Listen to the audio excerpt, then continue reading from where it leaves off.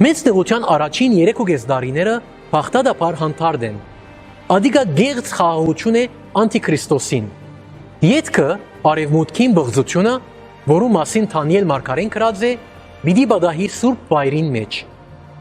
Այնքան արագ պիտի բադահի ասիգա, որ Հիսուս կսե տուն ժամանակ պիտի չունենաս հակվելու, հավաքելու իրերդ, այլ միայն պետք է վազես։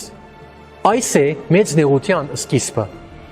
Անոնք պիտի լան սոսկալի օրեր։ Այն աստիճան, որ Աստված սահմանեց, որ այդ օրերը թիչնան, որ ամբողջ կյանքը չսրբվի։ Սատանային լիազորված Գեղձ Քրիստոսը եւ սուտ մարգարեները պիտի գադարեն իսկական հրաշքներ, բայց հետո ամբողջ դիեզերքը պիտի խավարի։ Ըսկաստ երկնային գրագի ահրելի ցուցադրումը պիտի լեցնե երկինքը եւ բոլոր աստղերը երկնքեն պիտի թափթփին։ Այս զորության մեծ ցուցադրումին ընթացքին Հիսուս մարդու որդին պիտի կա ամբերու մեջ մեծ փառքով, փայլող փառքով, որ գջարակայթե Հիսուսեն, անհրեշտակները պիտի օղարգե եւ իր ընդրյալները պիտի ժողվե 4 հովերեն, երկրի զայրերեն մինչև երկնքի զայրը։